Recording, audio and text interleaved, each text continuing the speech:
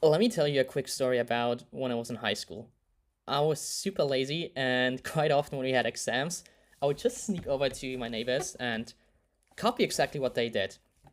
And sometimes it worked, but then when the teacher of the exams sometimes asked me how I came up with a solution, I was like genius, but he definitely knew, like, just from the way I was interacting in classes, that I could not have come up with it. He failed me on a test. And that, unfortunately, is something a lot of people don't learn, that you should not copy stuff if you do not understand how it's made. And how does it tie into A/B testing with CRO? One of the things that I'm proud of, but also at the same time it really pisses me off, is that if we test something, for example, for Snocks, one very famous brand in Germany, and a bunch of people probably know it, we helped them scale from around 6 million a year on the online shop to around 85. So yeah, they scaled almost by 10x. And one of the things that we did is we A/B test a lot of stuff and add sections that are meant to convert more users. For example, this one right here. What we did in here is quite easy. Wait, yeah, here we go. Actually, it's quite easy. So we have on the left side a product page, and the product's out of stock. And one thing we figured out is that people are very unlikely to use a different size. They're very unlikely to choose a different color. So we were like, well, if that product's out of stock, what can we do to have the people still interested in Snocks? So we came up with the idea of just putting a section down there with alternative products that are available. However, then we also saw like a bunch of other shops just copying that. And we actually have tested this feature for a bunch of brands, and it did not work for them. And what most people just don't get, like this here, sorry for my bad skills here, not skills, for the, man, I lost a word for it. But yeah, that is just like the tip of the iceberg, coming back to that. So, if you look at that, most people, when they optimize into CRO, they see this right here.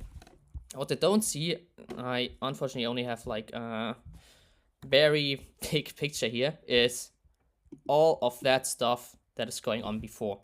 Like all the research that is being done and all the different hypotheses that are being written out to come up with this test. So if you do not do all the work down here, like check your web analytics, is there actually the need to do something like that? Like, do people actually click out of the store if a product is sold out? Like, a lot of the time, people actually don't care if the product is sold out. Like, they're just gonna scroll down, or maybe if it's a different fashion product, they're gonna get interested in a new look, and they're like, oh well, I actually like that product better anyway. So then it doesn't make any sense to have like alternatives here. Then it makes more sense like to have complete new products here. If the data says something different, then funnel analysis and all these things, heat maps. And usually how like we come up with a test and how we decide what to test is by things like this. Like, that's just a very basic thing, and I'm gonna jump into how this concept works and how you can apply it. But yeah, we always have research indicators that show you, well, is there actually data to test this? And then we have behavioral patterns to make sure that we nudge the people to actually change their behavior. And I think for that, I hope my laptop's with me. I'm unfortunately a little bit handicapped because I'm on the road for Christmas and New Year's, and yeah, my MacBook is a little bit overwhelmed with Figma. But if we want to change the behavior of people, what you can imagine is a graph like that. Let me just label the axis. So up here we have the motivation, and down here we have something called ability. This entire model is called the BJ Fogg model, and we actually hired one of his ex-employees to help us at our company to really move the needle and change behavior. So motivation, what does that mean? Just like how motivated is a person to do something. Let's say now for Christmas, I want to spend time with my family, and prices for, let's say, train and airplanes are insanely high, but I'm probably almost going to be willing to pay any price to get to Christmas to spend time with the family. And for example, also like in Germany, it's a running gag, Deutsche Bahn, they are very bad, have a very bad purchasing journey. If you want to purchase tickets, a lot of stuff sometimes happens or it's not going well. So your motivation to get to your family is way higher than, let's say, ability, which could be a bunch of things. Stuff like monetary ability, like are you able to afford it? So for that, or like if you are sick, like that barely has anything to do, like motivation is just through the roof. And then you have stuff like how hard is it to actually think about it, like cognitive ability. And then also stuff like actual if you have to click somewhere, I'm gonna call it motoric ability. So these are like some core factors that influence how decisions are made. And now what you have to figure out, let me show that. Anytime the motivation and ability are not high enough, a person will not make an action or do a decision or do what you want him to do. And if motivation and ability match, then a person essentially is gonna go through with an action or decision. So what we have to figure out, like for example in the case for Snocks, what we did with the products out of stock, we had the problem that down here, user leaves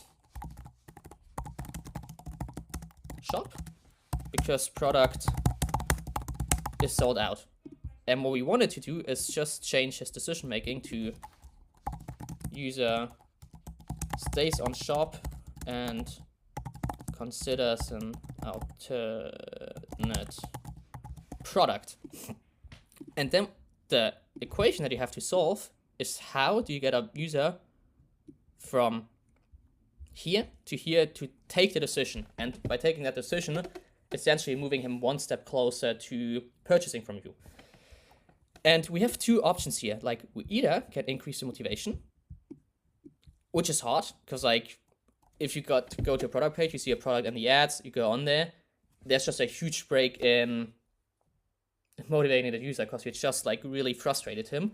So the easier thing to do is to lower the ability. So move the decision more into the ability direction. And that essentially is what we did with the consider this alternative product section. You see it's out of stock. Let me maybe scroll up here again. You see, okay, product is out of stock, back soon. And then how would it be with that alternative? Like there's a slight difference. These socks have like the logo and stripes on here. So like called retro socks in Germany as well. But that pretty much is how we changed behavior here. And I think in the end, it led to an uplift of like 40,000 euros a month. But this is what you need to understand. It's not about copying this feature. It's about copying and doing the process behind it. And if you need help with that, send me a DM. Let me know where you're struggling. I also created entire Airtable base that we actually use for Snocks, all of our clients. So probably to make it easier, like DM me like Airtable base, something like that. And I'll make sure to send it to you, answer any questions. But I hope that helps, and I hope that sets you up for 2025 to really get ahead of the competition, because you're never gonna really have a competitive advantage if you just copy, and super important to share it with you guys. And yeah, December 21st today, I think like 4th video of my challenge of pushing through for the next 400 days. Hope you liked it. Can't wait for your DMs. See ya.